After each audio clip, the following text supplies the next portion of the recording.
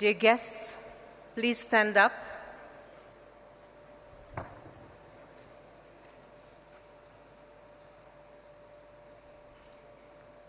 Please join me in welcoming Her Excellency President Ellen Johnson Sirleaf and His Excellency Prime Minister Duncan Kablan.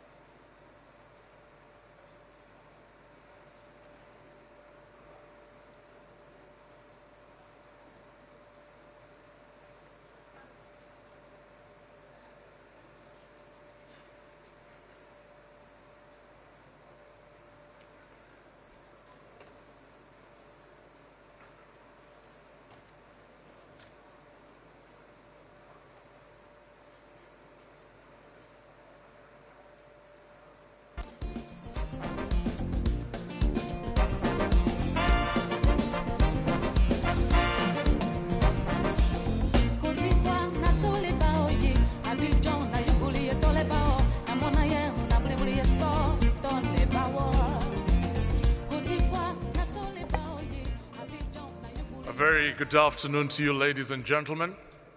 My name is Alan Kasuja. I'm with the BBC. I'm Ugandan, and it's a real privilege to be with you today. Thank you very much for making time to speak to us and to share your thoughts with us and to be part of this very important day.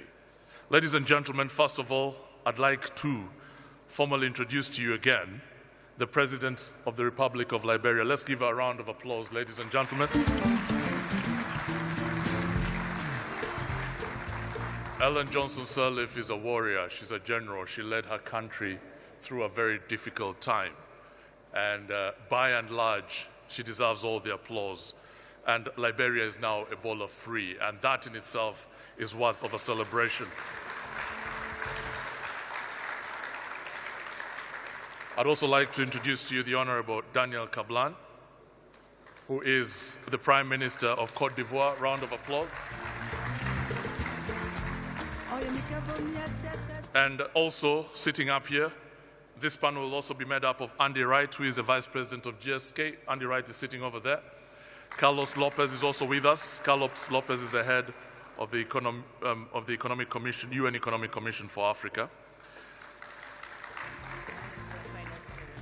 And also sitting with us up here is the Minister of Finance of Sierra Leone, Mr. Kaifa Lamara.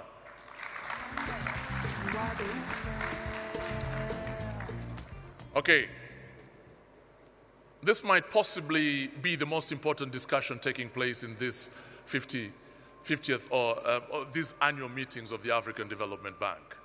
We're talking about Africans, we're talking about their health, we're talking about their future. Before we delve into the details of this discussion, and ladies and gentlemen, the Honorable Donald Kaberuka has just arrived, the President of the African Development Bank. Let's give him a round of applause. And before I invite President Kaberuka to come up and make a few opening remarks, I'd like us to stand up and for a moment spare thought for all those people who lost their lives during the Ebola crisis. I'd also like us to stand up and spare thought for all those people who worked ever so hard to make sure that this situation was reversed. More than 10,000 people lost their lives, 25,000 were infected. And today, as we think about them, we must say that this must never happen again on this continent. And hopefully this discussion will provide that. Let's spare a moment to think about them.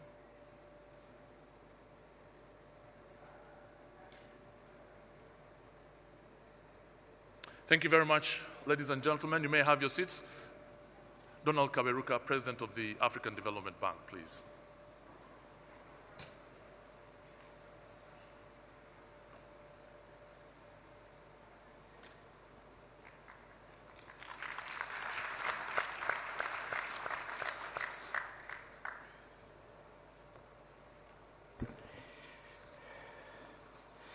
Your Excellency, President Johnson Sirleaf, Prime Minister Carlos, my good friends,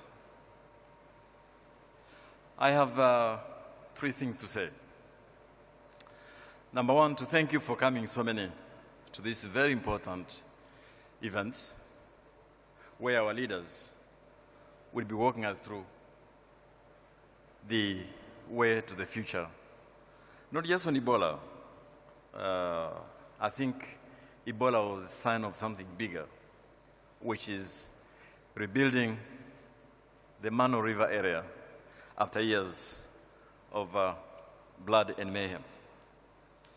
Madam President, just before the Ebola epidemic, I had ordered the bank staff to roll out a special plan for the Mano River area. We worked with the Secretary General of the Mano River Secretariat to put into place. When Ebola arrived, I was under pressure to abandon that plan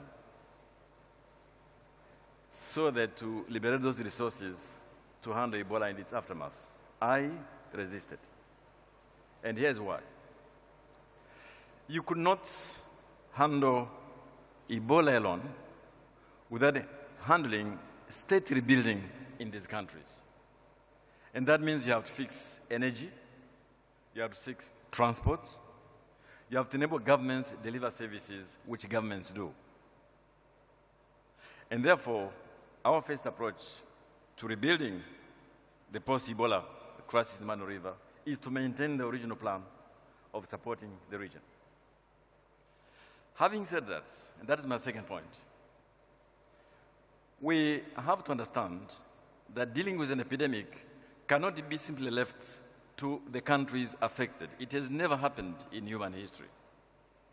It cannot be a burden for those countries alone. It has to be a regional affair. It is an international affair. So I think we should not be tempted to rob Peter to pay Paul, to think that we can resolve this problem of epidemic in one country, in one region. It is a problem for us all. The third issue I wanted to mention is that I looked carefully at the 4 countries in the Mano River. I like to add Guinea-Bissau.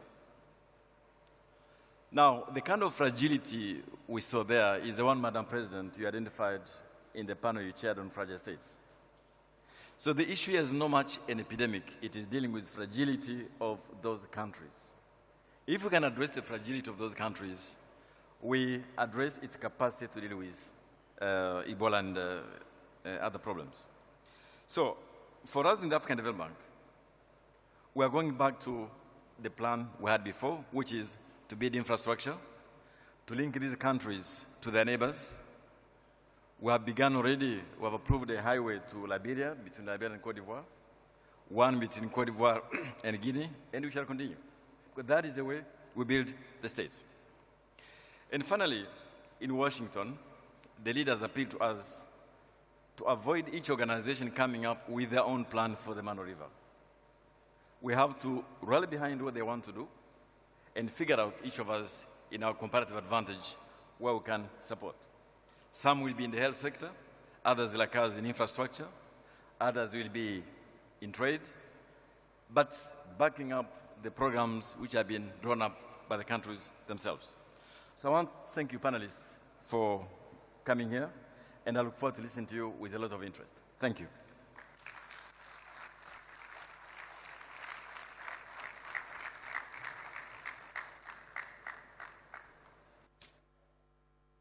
Ladies and gentlemen, Dr. Kaberuka, let's give him another round of applause. And I think the most beneficial way to start this conversation is to direct the first question to you, Madam President. I'm very keen to know where Liberia is at the moment as far as the crisis is concerned. But hopefully, I'd also like to hear from you what the effects have been on, first of all, the social, but also importantly, the economic fabric of your country.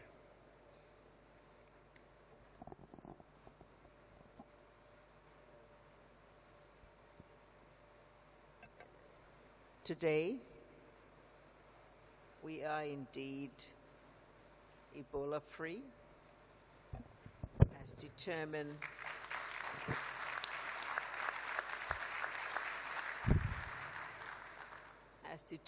by the World Health Organization.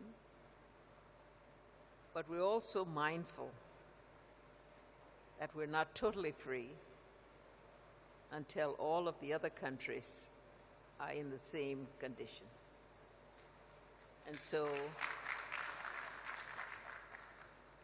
what we are doing is working with the other two affected countries, Sierra Leone and Guinea, to be able to share our experiences with them, to be able to support them with whatever material and technical help we have, to help them to mobilize support from elsewhere beyond our own capacity,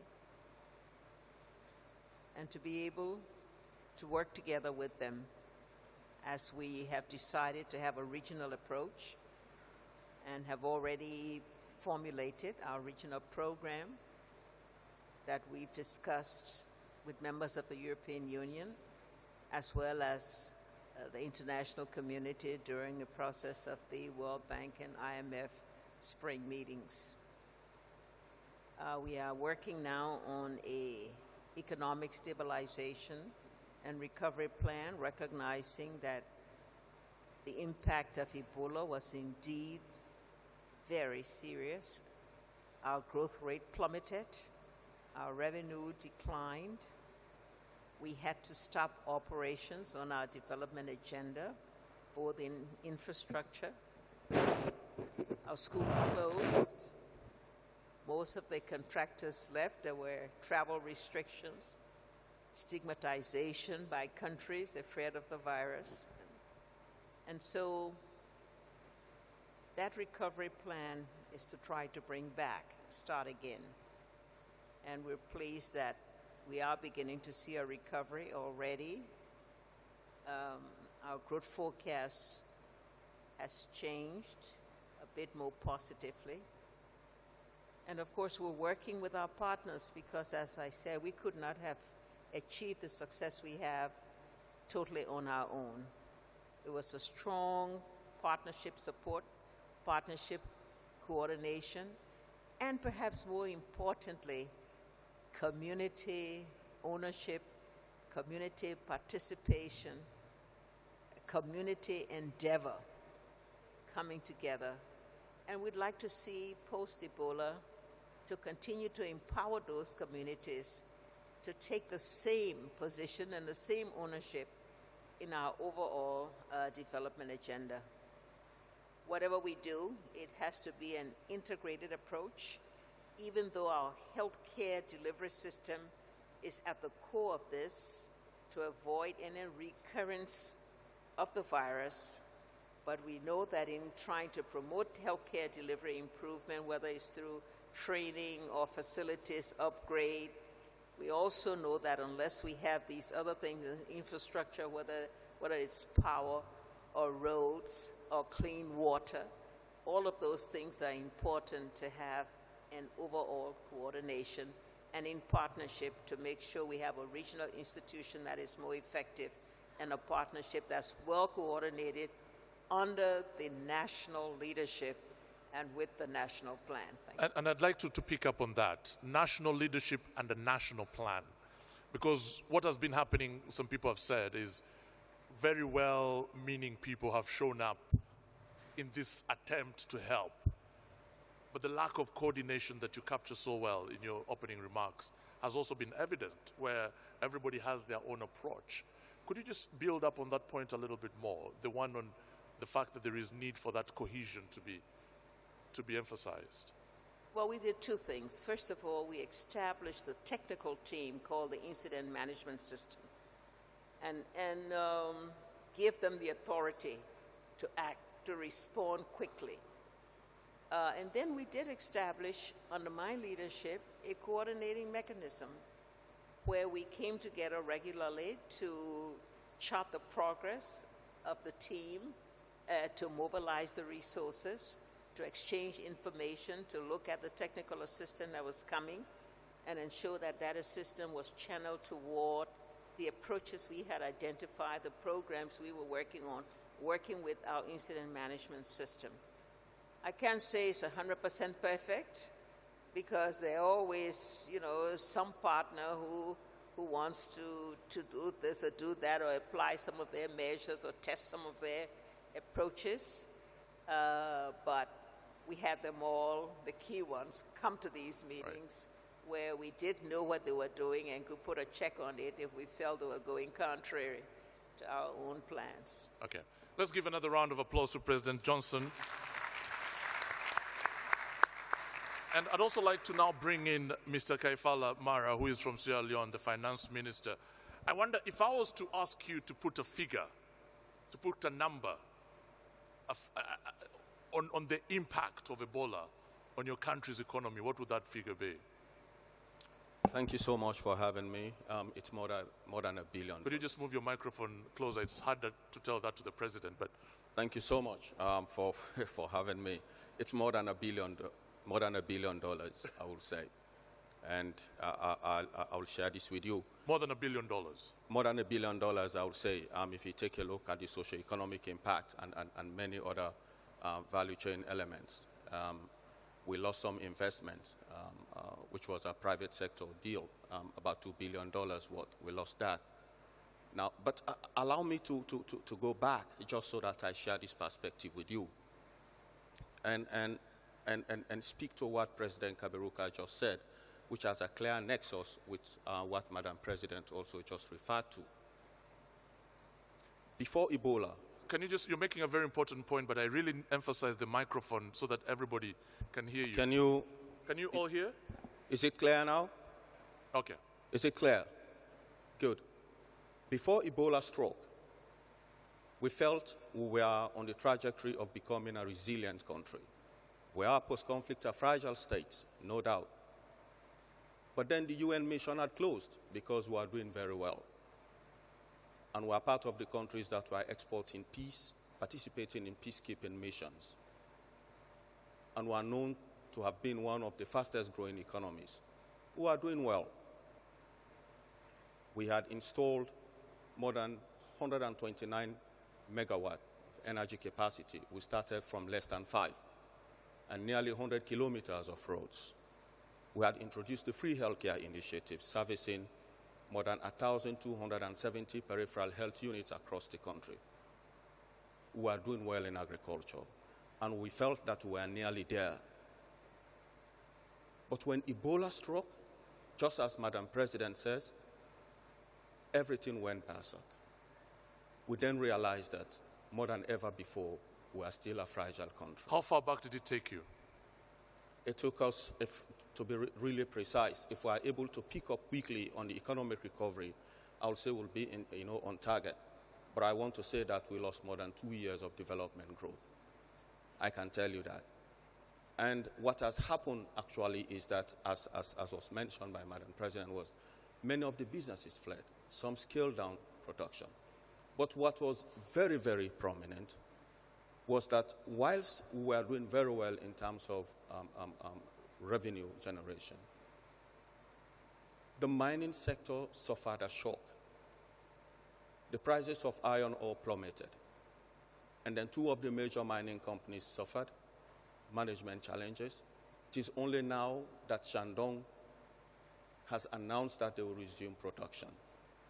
So it meant that it will have to take us another year or more to be able to attain the level of production that we were at before Ebola. So how do we take it from here? And I say so, you really have to excuse me This is very important. I'm just coming from another session of fragile states, working in concert with development partners, and we call it the International Dialogue, which President Kaberuka and Madam Ellen Johnson Sirleaf are very much familiar with. We have a new deal, the deal that says that development partners should work in concert with developing countries, fragile states, just so that we share our plans, we do things together, that they should use our institutions to be able to support development delivery. When Ebola struck, it didn't necessarily happen that way. We experienced in some cases that, yes, they will sit down with us to plan to execute. But it hasn't always happened that way. So going forward, and this is just so that I underscore what Madam President was saying, going forward, particularly now that we are putting the post-Ebola recovery strategies in place, immediate, medium to long term, it will be useful to now emphasize the New Deal, to now emphasize the mutual accountability framework, to now emphasize the systems and processes that will help us to work as a team, such that we'll have basket funds. And I'll lay emphasis on this. What are basket funds? Funds that are available to address. But doesn't that start with you as a country making sure that you're organized? Absolutely. We are organized. We are organized. What are you doing different now that you did not do before? I'll come to that. We are organized. Now, fragile states or least developed countries have no problems with plans and strategies. They are always there. We have partners working with us to put that together. The challenge has always been the how of development delivery, how we are able to deliver them. This time around, we are saying that there is a need to emphasize the mutual accountability framework, so that we establish basket funds. Even under the Mano River Union arrangement, we are calling for basket funds as well as trust funds. But at the country level, we are asking for basket funds in this manner. For example, health. We'll need to put a basket fund together. Government will contribute resources. Those partners that are interested in supporting the recovery for health will also contribute resources, but then all of us will plan mutually. So we know who will be doing what and will be mutually transparent and accountable. That is the new approach. That is the drive, and that is what we really want to hammer home. Mr. Minister, hold on that thought for a second. Umaru Fofana, are you here? Umaru Fofana is over there. Umaru Fofana is the world-leading journalist on this matter, Ebola. Umaru, come to the front if you can. Let's give him a few moments. Let's give him a round of applause because he brought a lot of the stories that we know to the fore. Do you have a microphone for Umaru? Could we get him a microphone really quickly, please? Umaru, I want you to address the issue. I want you to tell me the stories you had when you were covering these stories, especially from the healthcare workers. What were they telling you as far as what is available to them is concerned? Thank you very much, Alan. Interestingly, it is 1 year today, to the day Ebola was officially declared in Sierra Leone on the 25th of May last year. And in that time, I have been to virtually all the treatment centers in Sierra Leone and some of the centers in Liberia and on the border with Guinea. And the healthcare workers clearly were caught off guard, largely because the healthcare systems in all those three countries almost did not exist, largely because there had been a civil war shortly before Ebola came about. So as a result, infrastructure had been destroyed, and they were basically trying to pick those things up when Ebola struck. And Ebola is not malaria, with all respect to the number of people that malaria kills. The way Ebola does it is so horrible that it decimates even the very healthcare force. Over 300 healthcare workers were killed by Ebola in Sierra Leone in the last 1 year, including the country's only viral hemorrhagic fever specialists. So clearly, all three countries lost the core of their healthcare workers. And of course, one key thing that I also saw was, is something I hope the African Development Bank will think about in the near future, those children that have been orphaned by Ebola. They are in a very horrible state, and I've seen them in all three countries. Omar, did the health workers feel like their government understand their needs and address them accordingly? Sometime in June, I was in a place called Kenema in Sierra Leone, in the east of the country, and I stood at some point for almost an hour. Suspect patients had been brought in there, and they wanted to get their blood samples for testing. And for 1 hour, they did not have the requisite body armor, so to speak, the protective gears to put on to go in there and help them. They would say that that was like almost a month into the outbreak. It picked up later on, but by the admission of the president of Sierra Leone himself, the country's healthcare workers and the system could simply not cope, and they needed the world. The world came in, but many would say the world came in very late. Do you feel that that is being addressed at the moment? At the moment, it has been addressed. Obviously, Madam President has just said that Liberia is now Ebola-free. Sierra Leone is almost getting there. It's gone for many days, some 3 weeks ago without a single case. Okay. Hopefully, we'll get there, and the health workers are quite okay right now. Thank you very much, Umaru Fofana. Let me come back to you, Mr. Prime Minister Daniel Kablan. Mr. Prime Minister, what have you learned from what you've witnessed in the 3 countries of Guinea, Sierra Leone, and Liberia in this fight against Ebola? What have you learned that you're looking to implement in your own country? Well, I think that would be easier to speak in French. Please. Okay, I thank shall you. quickly put on my headphones. So I'm waiting for that. Ok, merci beaucoup. Je voudrais d'abord présenter nos excuses pour le retard avec lequel démarre le panel, parce que nous étions à l'aéroport pour accueillir le président du Mozambique. Et je voudrais présenter mes excuses à Madame la présidente Johnson Sirleaf, à l'ensemble des panélistes et aux participants. Ceci étant, disons que je dois dire que on ne s'attendait pas à ce que Ebola arrive en Afrique de l'Ouest. Lorsque nous avons eu les premiers cas, donc en Guinée, ensuite au Libéria, en Sierra Leone, la Côte d'Ivoire a des frontières communes avec le Libéria et avec la Guinée. Donc, il s'agit donc de pays frères, les 3 pays avec la Sierra Leone. Ce que le président Ouattara a fait, c'est d'abord participer à l'aide globale en donnant $1 million pour aider les pays frères dans le cadre donc de la CEDEAO. Nous avons eu envoyé 15 médecins, disons que dont 5 au Libéria et 10 en Guinée.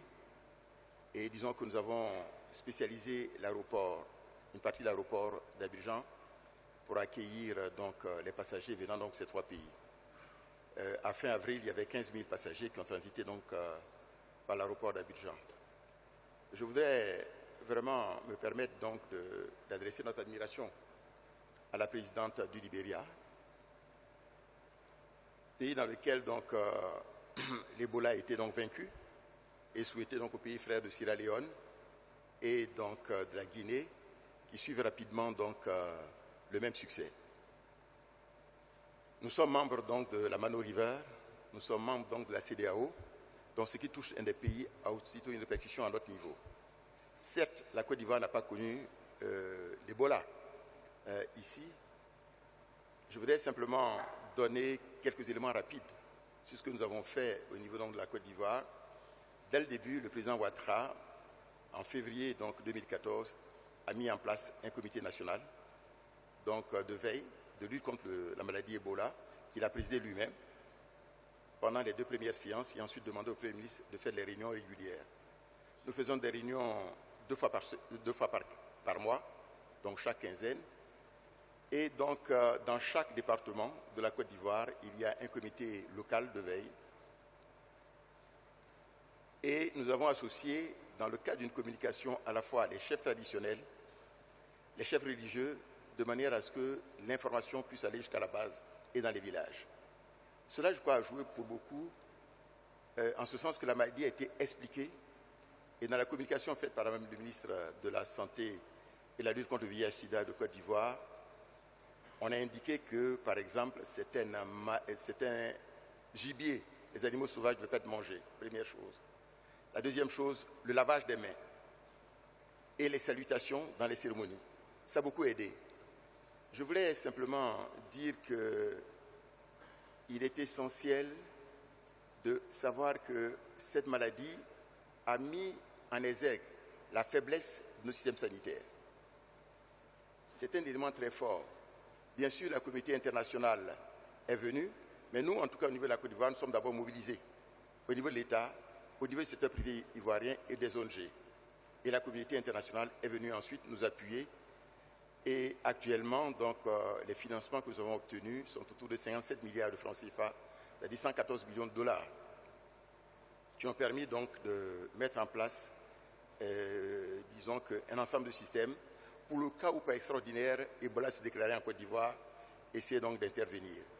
Mais aussi des actions ont été faites aussi au niveau des frontières, de manière à ce que nous puissions donc là aussi juguler, parce qu'il y a quand même des mouvements de personnes.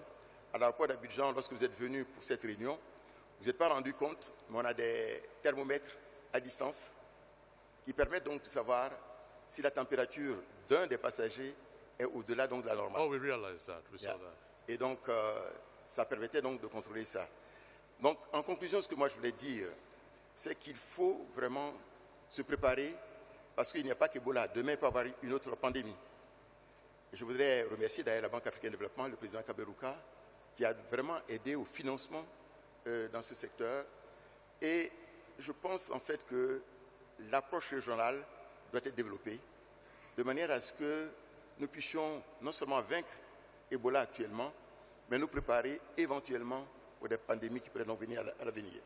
Donc je crois que c'est ça qui est vraiment important comme leçon que je tire donc de cette crise. Let's give the Prime Minister a round of applause, ladies and gentlemen. Very, very important thoughts there. And now I'd like again to remind you that we have Mr. Carlos Lopez here, who is a very thoughtful man. He is the head of the UN Commission for Africa. And we are discussing a health matter. We are sort of taking a long-term view of what pandemics can actually do to the continent. Are we being honest in this discussion? Because do we have a clear picture of what the economic impact on the continent actually is? Because if we did, I imagine teachers would be the best paid, nurses would be the best paid people on the... But why is it that the politicians, and with due respect, Madam President and Monsieur Prime Minister, why is it that teachers and doctors are the worst paid people in Africa? Why do we understand the importance of good health from an economic point of view? Well, you know, the story of Ebola and in general the story of epidemiological crisis in Africa reminds me of a movie, award-winning movie, that was very much talked about some years back. And the title was Sex, Lies, and Videotape. Okay. Because, you see, we have not learned how to deal with pandemics, and we are still very much under the matrix of our understanding of how we dealt with HIV/AIDS. We started by considering it a sex problem. And from that point of view, we missed a lot of targets until we understood the complexity of what HIV/AIDS represented socio-economically, culturally, politically, from a capacity perspective. So the comprehensiveness of our view came much later. Then lies, because we continue to put the emphasis on the processes as they have been established with their successes, with their failures, in the most difficult countries. But do we remember, because we have a very selective memory, do we remember how the case that came to Spain was dealt with, or the 2 or 3 cases that went to the US and escaped the control? At that point, we all thought that white CDC. people were being treated better than the rest of us. Well, in fact, you know, with $3,500 per capita average expenditure in these rich countries, compared to 140 in Africa, they did so many mistakes. It was a complete disaster the way the response was organized, not because of lack of knowledge, but because of the way people reacted. The crisis reaction created some sort of panic. And then we're dealing with the panic more than we're dealing with the scientific evidence. And then videotape, because this is all about communication. We continue to deal with these communicable diseases in particular when they transform themselves into crisis as a competition for visibility. Everybody wants a bit of the news, to be in the CNN, BBC, Al Jazeera, and you have all the agencies competing amongst themselves to appear, to get a bit of the action, reported as success story of themselves, and so on. So it's all about sex, lies, and videotape. That's a very interesting way of looking at it. And I want Thierry Zamaoun. Where is Thierry? He's sitting somewhere here. He's over here. Thierry, please make a point. Could we have a microphone on Thierry as quickly as possible, please? He made a point to me that I'd like him to pick up on here. It's almost in tandem with what Carlos Lopez is saying. You talk about the map. Pick up on what he's just said. Thanks, Alan. And just to be sure, Thierry is looking for the next Einstein. He's also a development economist, and he's doing amazing things. Please pick up on that point. Thank you very much. My name is Thierry Zamaoun. I'm the president and CEO of the African Institute for Mathematical Sciences, the Next Einstein Initiative. Listening to the distinguished panelists, I summarize what they have been saying in a problem statement, Alan, if I may, before I move to solution and the map I was talking about. Very briefly, though, Thierry. Yes, I know. So we've experienced this in Uganda. So we must upscale our scientific know-how, manpower, and infrastructure to prevent and predict the next epidemic outbreaks, in plural, not just Ebola. So one of the ways in which we could do this, one solution, is for Africa to start thinking about long-term solutions now and homegrown, engineered, scientific solutions. What we are saying about this is that more than ever before, medical science is going to need mathematics. It's very important. And when you look at what the countries went through, we can predict in real time epidemic outbreaks and also assess in real time intervention strategies. We have a brilliant young Cameroonian who is a mathematician who just developed models to do that. This is just the beginning. But as long as our dignitaries, our decision makers, do not come to the point where we stop, we can look at short-term solutions. That is important.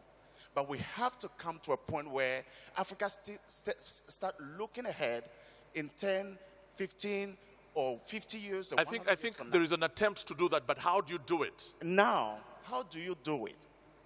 Maybe this exists already in Liberia or Guinea and Sierra Leone. You cannot have a well-targeted strategies, intervention strategies, without having a precise epidemiological map of our countries when it comes, for instance, to Sierra Leone. And for you to do so, you need mathematicians. You don't just need medical scientists. That's one aspect. The second aspect, that you need to build effective partnership in which people don't come to the table to discuss Ebola for visibility, as Carlos Lopez just said. Thank you very much. Thank you.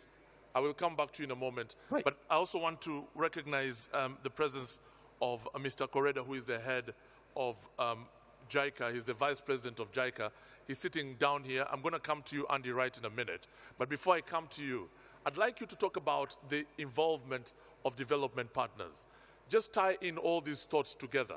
There is the issue of development partners working in tandem with governments. There is the issue of making sure that the information is right. What is your role, in your opinion, in making sure that it's all neatly tied up? Well, first of all, thank you very much for inviting me for this very important dialogue. And President Kaberuka talked about this is not a one country issue, this is a regional issue. And also President Johnson Sirleaf talked about the importance of the community. And we talk about the health system and so forth. Now, but before I come here, over the weekend, I visited Noguchi Institute in Accra. And now we invested that institute for 3 decades. And finally, they became a center of excellence in epidemic research. And it's now becoming homegrown hub for the regional cooperation. And Japanese government decided to ratchet up our support to this institute, more new lab, and also the more injection of the Japanese experts' knowledge into this institution. But after 30 years activities, they were able to dispatch some 100 homegrown health experts to this crisis in not only this region, but also to the East Africa as well. So that's number one point. Now, my point is, I'd like to hear from any one of you that I heard that in Senegal, unfortunately, Madam Sek is not here today, but she used quite wisely those community health workers who was trying to deal with malaria under the Global Funds Initiative.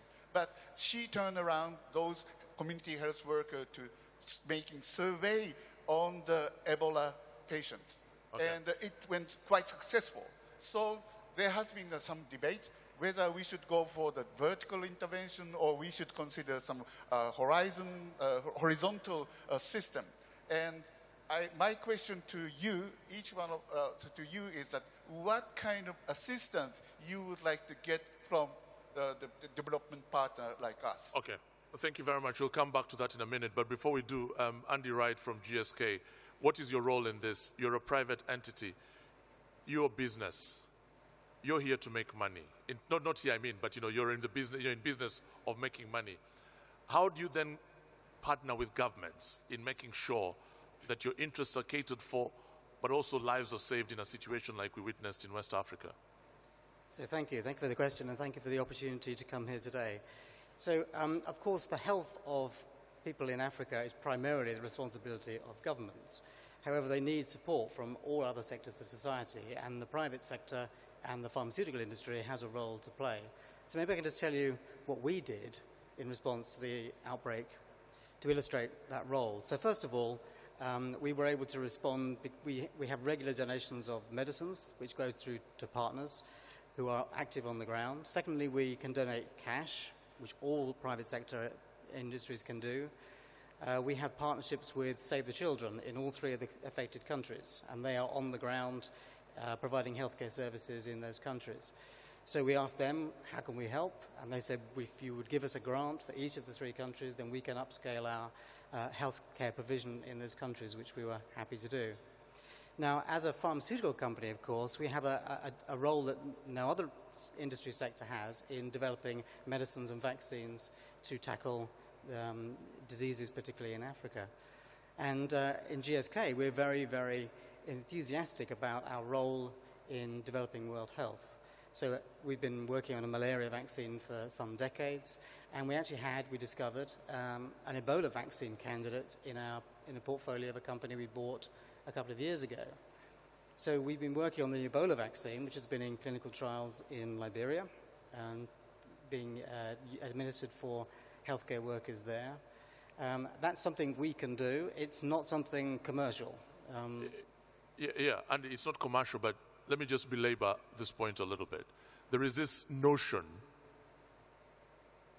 that international pharmaceuticals have and don't necessarily develop poor people medicine because there is just no money or there aren't margins to sustain that sort of. I don't know how you can help us understand that a little better. Do we need local capacity? Do we need more GSKs in Africa? What do we need in order to make sure that poor people who don't have too much money are not neglected, but they also have the best available medicine?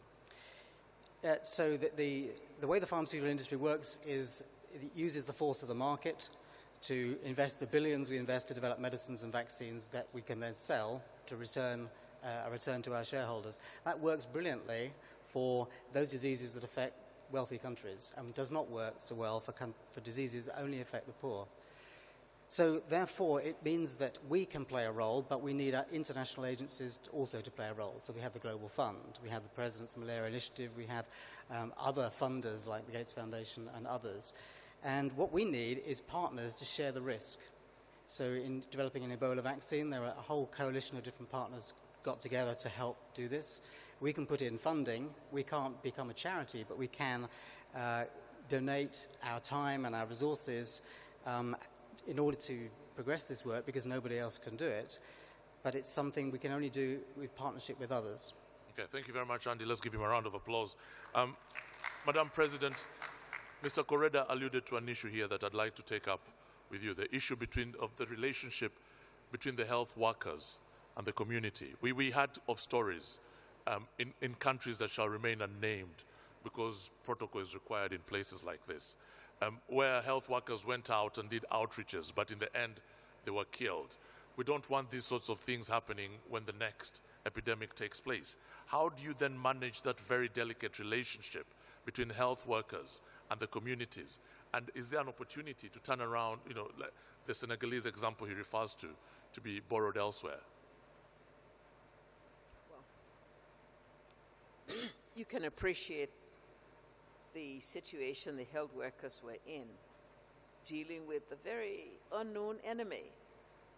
And the same thing applied, the fear in the communities for something that they did not know.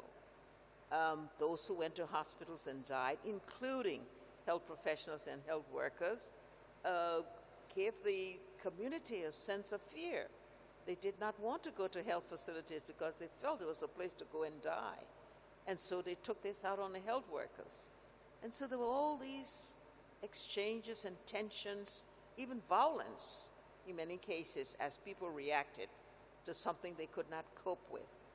But I think once we begin to turn the tide and to empower the communities and to give them the information and to have health workers go there and work with them and give them responsibility, give them participation, the relationship between the two then change. What we need to do is to build upon that experience, the one that helped us to solve the problem. What do we need in terms of partnership? We need for the private sector, we need for our partners to help us to prevent. Much of our weak healthcare systems were aimed at curative services. Prevention means things like clean water, sanitation, education, nutrition, helping us to get crowded communities with better housing and better facilities so that they can cope on their own. I think that's where we get the partnership to look the long term that was talked about, not just the reaction of trying to solve the problem then, but being able to solve it in a much longer and a more permanent way by working with us to bring the development, to bring the integrated development that would be necessary. You can have a beautiful hospital with all the equipment, but if you don't have power, the facilities won't work. If you don't have roads for people to get to a health clinic, no matter how well equipped, that's not going to work. And so that's what we need partnership to work with us on, a much longer term and more integrated, aimed at creating systems that prevent this. We're working on the Center for Disease Control in our region and other regions as well. And partners can help us to work with this. Jobs. Creating jobs. Private sector. So many of our young people unemployed, and so they live in these crowded communities and they're at risk. So that's where I think we can partner more with the private sector, realizing that they're not a humanitarian organization. We don't expect them to be. But we think working in partnership to do this improves our own economy, gives us higher per capita income, and then the private sector grows even more from that kind of partnership and relationship. What about, I'd like you to weigh in on this as well, make that point as well, Mr. Mara. If you just add to what the President has said, or share your thoughts again, because the key question is, how do we make sure that another epidemic, right now, Burundi, on top of the situation that's ongoing there politically, there is also a health issue with cholera. How do you make sure that that doesn't become an epidemic? It's a key question. How do you make sure the problems that we encountered over the last 18 months are not happening again? The truth is, it will take some time. It will take some time because these three countries are fragile. When I say fragile, it meant that our institutions are weak. Capacity isn't there. Now, within the health sector, we need several layers of experts to be part of the process, and we also need to build capacity within our countries. Even the ambulance services require support. require some investment, require certainly the private sector to be part of that. Now, we may need to ensure that these ambulance services work very well. But the challenge is some of the communities are not accessible because the feeder roads are bad. Okay, fine, but then we need the role of the private sector. We need private sector inputs to be able to create jobs. To be able to do so, the environment, the business environment, have to be attractive. The infrastructure has to be there. So going forward, in order to ensure that we are prepared for any outbreak, all of us, governments, civil society, development partners, and everyone have to really approach this. All of us have to be hands on deck to ensure that we strengthen our institutions. But you see, here's my problem, and I hate to be a cynic here. You know, if you ask any leader on the continent of the last 50 years, they'll say that they were trying to strengthen their institutions. They'll say they were trying to build the economies of their countries. They'll say all these things. But the reality is totally different. None of that happened.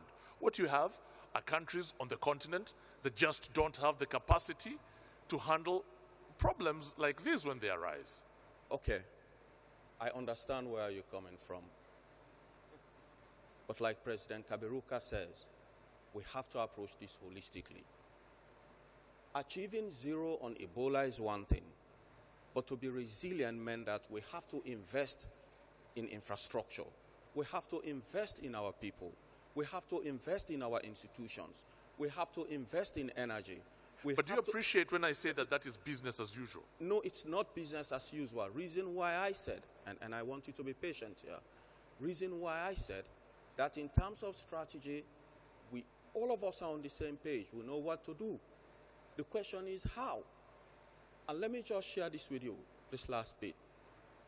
Now, if it is we have all these strategies, and we know that we need to strengthen our regional approach, including our country systems, we require that we change the way we've been doing things. I give you a short anecdote, a short one. For the last 50 years, we've had intervention in agriculture. Now, for many of the economies on the continent, a good number of our citizens are in the agricultural sector. But to date, a good number of them still live subsistence life. But then over these years, there have been many intervention strategies. Call them the Green Revolutions, call them the PL 480, and I can go on and on.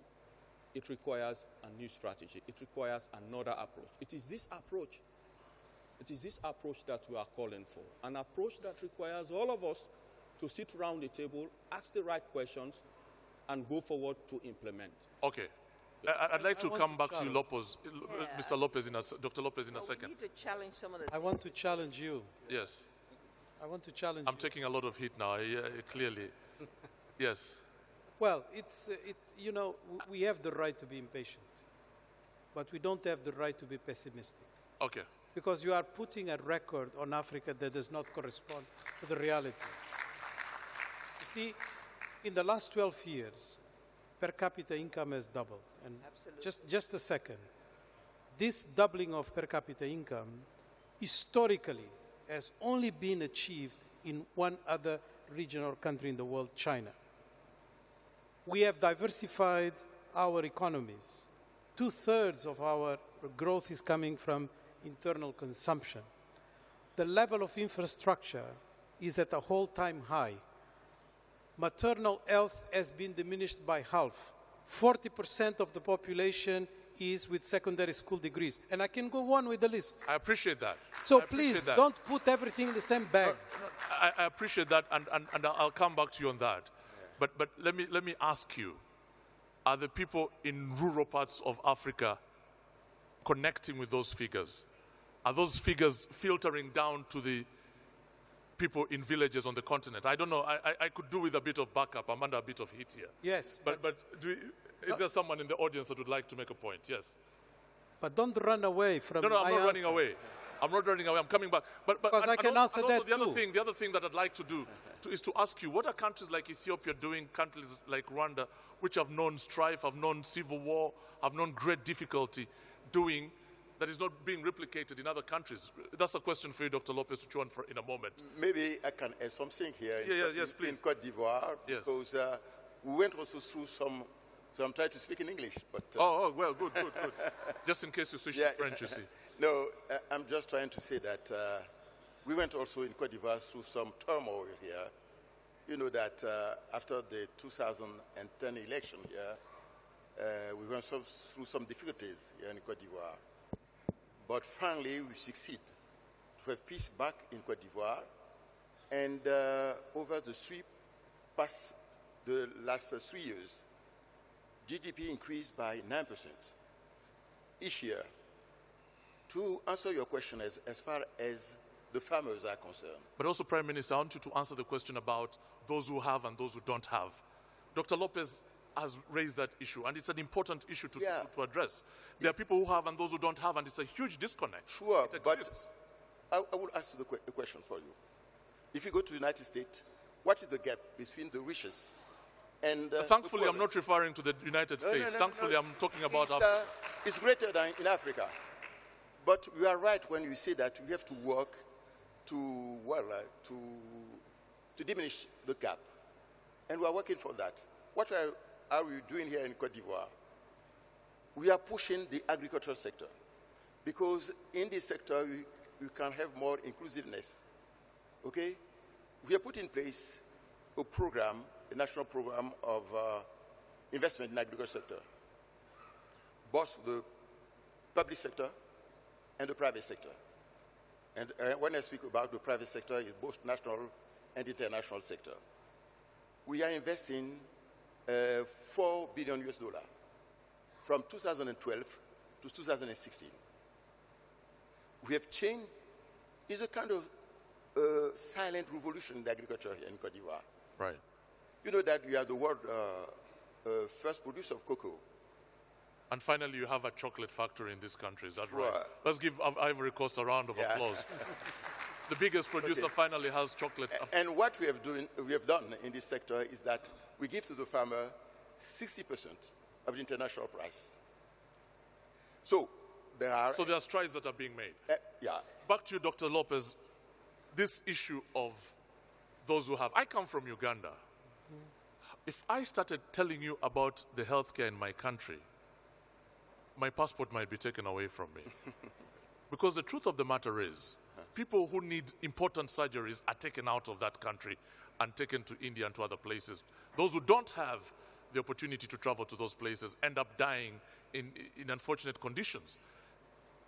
The leaders that are sitting here, if I asked you how many ICU beds do you have in your country, how many of you would tell me that you have sufficient ICU beds in your countries? And what we're trying to do, Dr. Lopez, is not to take Liberia back to where it was. We'd like to see Liberia leapfrog and go further up. So the key question is, what needs to be done to make sure that that is achieved? Okay, first, from an economic point of view, there is no situation ever, historically speaking, where you have growth and at the same time you address inequality in tandem.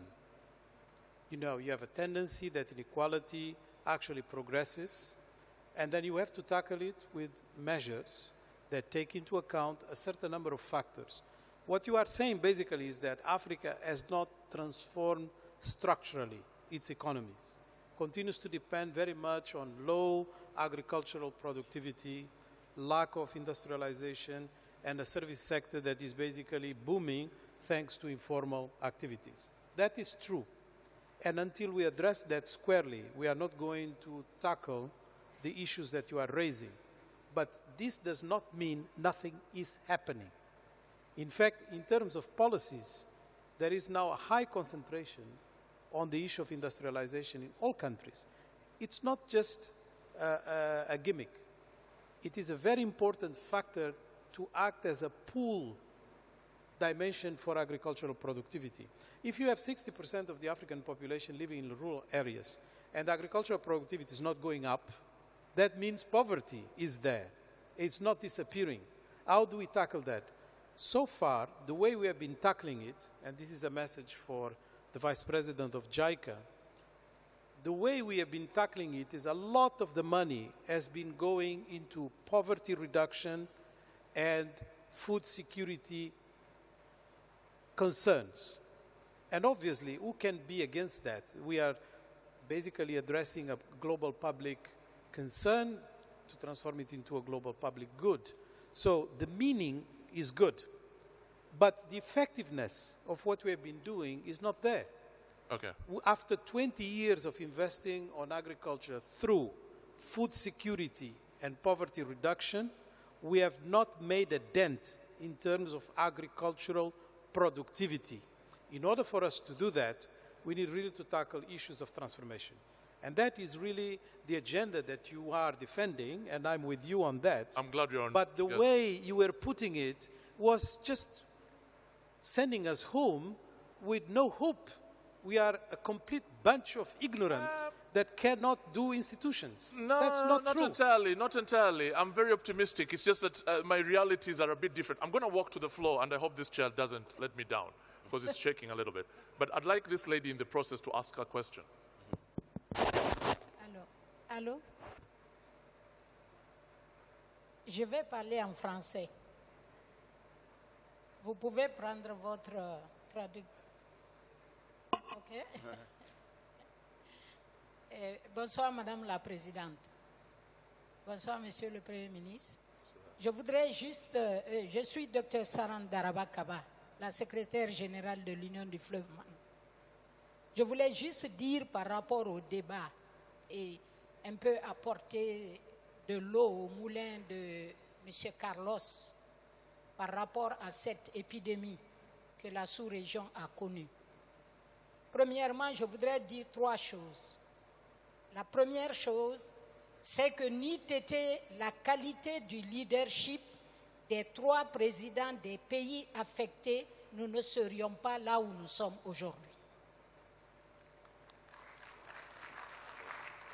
Ils ont démontré un leadership exceptionnel en s'occupant eux-mêmes et en suivant le jour au jour ce qui se passait sur le terrain avec les équipes médicales.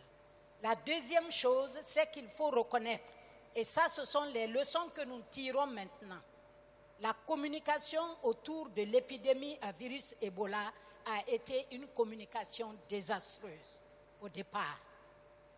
N'oublions pas les perspectives de la maladie au mois de juillet-août allaient vers le million, un peu plus de millions de personnes affectées par l'épidémie. Pendant que nous n'étions pas à 100 000 personnes affectées. Cette communication a créé plus de panique et a créé plus de peur que l'épidémie en elle-même. La troisième chose que je voudrais dire, et ce sont les leçons que nous tirons maintenant, il est important qu'on comprenne que quelle que soit la complexité d'une épidémie, l'aspect culturel est important. On a dit dans l'épidémie à virus Ebola, n'est-ce pas, qu'on ne doit pas toucher les malades, on ne doit pas les approcher. Toutes les mesures qui ont été édictées par le personnel médical étaient contre nos valeurs culturelles. Il est important qu'on comprenne que dans aucun pays du monde, et j'insiste là-dessus, dans aucun pays du monde, vous ne pouvez vaincre une épidémie si la communauté n'est pas au devant de la stratégie de lutte contre cette épidémie. Et c'est ça qui s'est passé. On nous a gavés de théories, et je suis pharmacien, je sais de quoi je parle, on nous a gavés de théories dites scientifiques qui n'ont de scientifique que l'origine qu'on veut bien leur donner. La réalité est que dans les équipes qui se sont occupées de la lutte contre Ebola, il n'y a pas eu d'adaptation de la stratégie de lutte aux valeurs culturelles de la sous-région.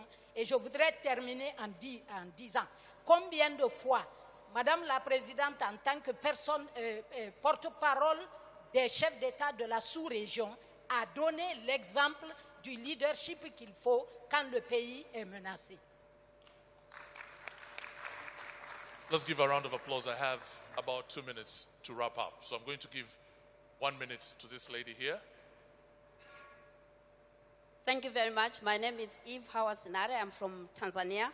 I sit in the International Board of AMREF, so that's how I come in touch with the health systems of several institutions in our countries. I am here as a member of the management board of the Africa Legal Support Facility, so that's how come I have this opportunity to attend this meeting. I chose to come because of the question that this session asks. Are we ready for the next epidemic? And I think the answer we got from the president of Sierra Leone. And she mentioned two things that I think if every country does that, we would involve. She mentioned national coordination and community involvement. These are two things that I think if each country has it and in readiness to act quickly, you can handle epidemics. But I think the health sector needs more investment. If you go to every country in Tanzania, in Africa, fragile or no fragile, the systems are not good. We need to invest more. We need to pay doctors more. We need to rein on our politicians. They pay themselves too much, the MPs especially, and this money could actually be channeled to the health system. We need also to invest in improving the health systems themselves. So my point is that, yes, it's a holistic problem, but the health sector, we have not given it the priority that is required. So what you raised is important. I think it is a problem, and I think we can solve it. Thank you. Let's give a round of applause, ladies and gentlemen. And we are wrapping this up. So I will give the last few words to you, Madam President. Just a couple of words to wrap up this discussion. And to answer that key question, are we ready for the next epidemic? I believe we are. I cannot say or guarantee that we may not face some obstacles that have to be overcome. But the experience of this last epidemic tells us what we need to do to improve our health delivery system, what we need to do to tackle some of the structural problems that have been with us for a long time to get our economies right. And I think we have all, in a way, benefited from what was a true tragedy, but should prepare us for the long haul. And let me just close by saying Africa has made a lot of progress, if I may agree with Carlos. Even in the vulnerable states, like the one affected by Ebola, the progress is there. And a determination to go beyond just recovery from where we were, to be able to tackle some of those long-lasting things is strong in the leadership commitment. So let me just close out to the African Development Bank by saying this bank has been a great partner to all African countries, and we want to recognize the role that was played by President Kaberuka in supporting us as we try to address this disease. Let's give a round of applause. Thank you very much to each one of you who participated this afternoon. But just purely out of interest, if you think we are ready, please clap. If you think we are not ready, please clap now. And if you think we are ready, please clap. Well, I say we are ready indeed. Thank you very much, and thank you for being a part of this session. My name is Alan Kasuje. And also, just to remind you, there is a reception taking place shortly hereafter at Salle de la Gunde, and I hope I've read that right. If I haven't, there'll be people outside to direct you. Thank you.